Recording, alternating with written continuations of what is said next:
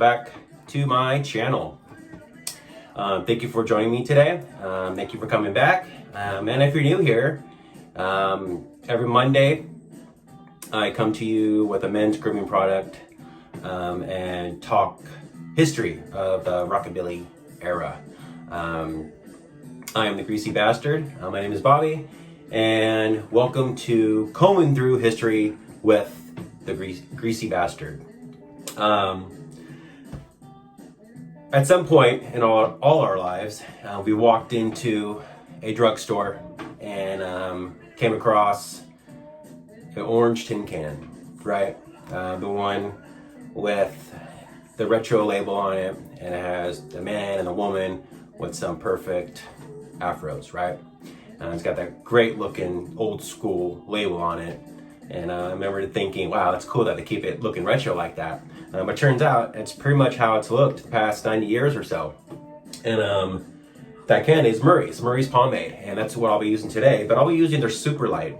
Super Light's an alternative to their original formula, which was super waxy. It's really strong hold. A lot of you out there have used it. In fact, it was my very first pomade that I've ever used. Tell me in the comments if that was your first pomade. I know it was probably for a lot of us, because it was so easy to find. It was super cheap too. It was only like $2, right? So back in 1925, there was this guy named C.D. Murray, and he was a barber out of Chicago, and he wanted to make a product for his community and for his customers, a product that not only was good quality and worked, but it was also a very, very fair price. Like, it was very affordable.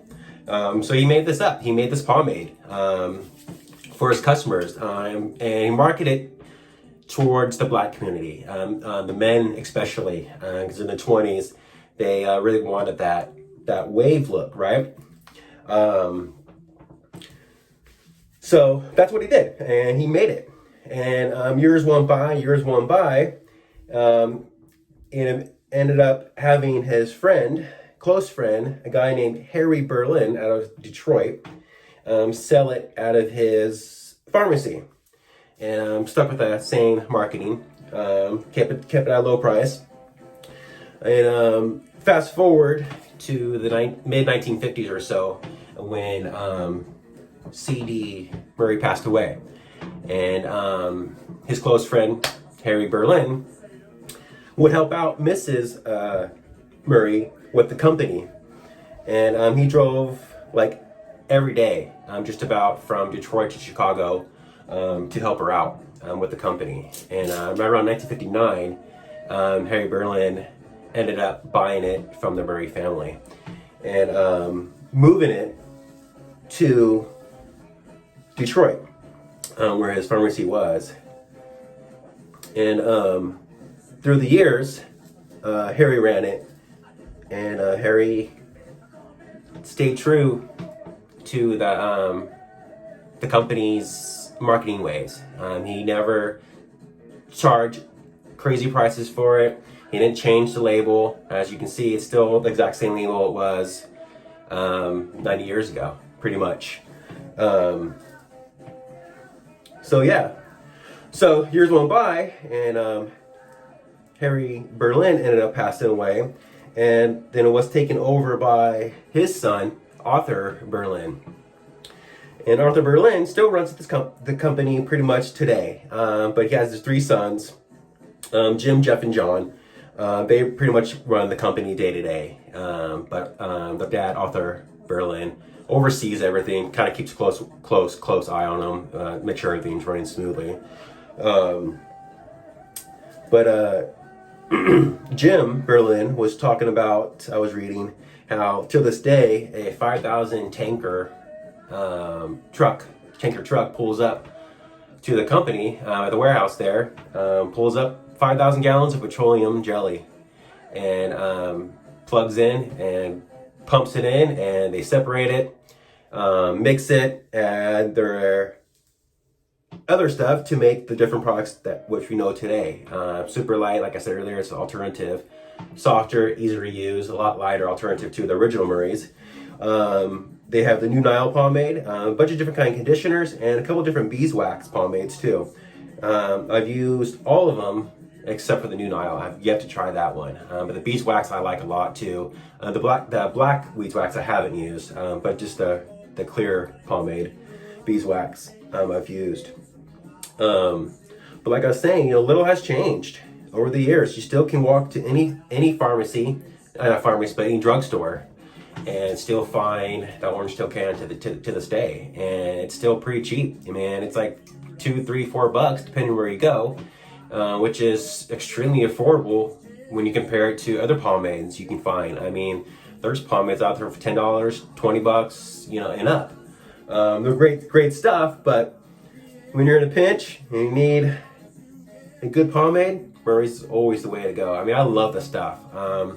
For the super light here, I used to use it as a topper on top of original Murray's, or a pomade that was matte, but I wanted that extra shine. I used to put it on top after I did my slick back. But now that my hair is a little shorter and thinner than it was before, I thought I'd give it a shot by itself, and it turned out I really, really like it actually, and it gives me enough hold, doesn't pull on my hair, and gives the shine that I want. Jim Berlin was talking about in his office where he has different magazine articles like posted to the wall and framed and whatnot, like Vogue, InStyle, and like GQ type magazines. And he said it's crazy how he has this product that costs like $2, $3, and he got these professional stylists writing an article about it. Saying how it's a great product, you can find it anywhere, and when they have a client, they can put it in their hair, and the hair does exactly what they want it to do, and it stays in their hair. I mean, it doesn't even wash out practically. We all know how that is, how hard it is to get Murray's out of your hair. And he thought it was crazy that this product that was originally intended for the black community, that a bunch of white boys and white stylists are starting to use it for their clients. So that's pretty cool. He was pretty proud of that, and I think it's very cool. And there's been some celebrities who unofficially endorsed Murray's pomade. People like George Clooney, Justin Timberlake, Brian Setzler, he loves that stuff. That's just to name a few who've used it. Like I said earlier, it was my very first pomade. Let me know if that was your first pomade in the comments. See, look at that. This gets pretty good. I haven't used a pick yet. I'm just using this. This is a pick combination. I showed this on my last video. It's got the small teeth and the real wide teeth, like a pick. I like this brush, this comb a lot, actually. And yeah, that's pretty much it. That's the history of Murray's pomade, and I thought it was pretty cool. But there wasn't a whole lot to go on. I dug in pretty deep, and really couldn't find anything more on them. It was pretty vague, and each article that I found all kind of sounded the same. And oh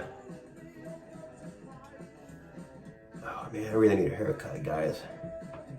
I try to give it to myself, and I did pretty good. I just used the clippers. I didn't touch the top. I just trimmed the sides a little bit because I haven't head shaved for the longest time because of the whole pandemic thing, and because I couldn't get to a barber because everything was closed up. And then when things started opening up again, I was like, cool, I'm gonna grow my hair out. And just right when it was time to go get a haircut, top was long enough, the sides were kind of long enough to get a little trim, make it look nice. Boom, everything shuts down again. So I got myself a haircut, and I buzzed the sides. Did pretty good on this side, but over here I kind of see right there where I gotta hit it again with the clippers. I'm kind of messed up. Here's what it is though. What can you do, you know? It's not like I gotta go anywhere. Yeah, there we go. I'm pretty happy with that. Yeah? Alright. Let me know what you thought of this video.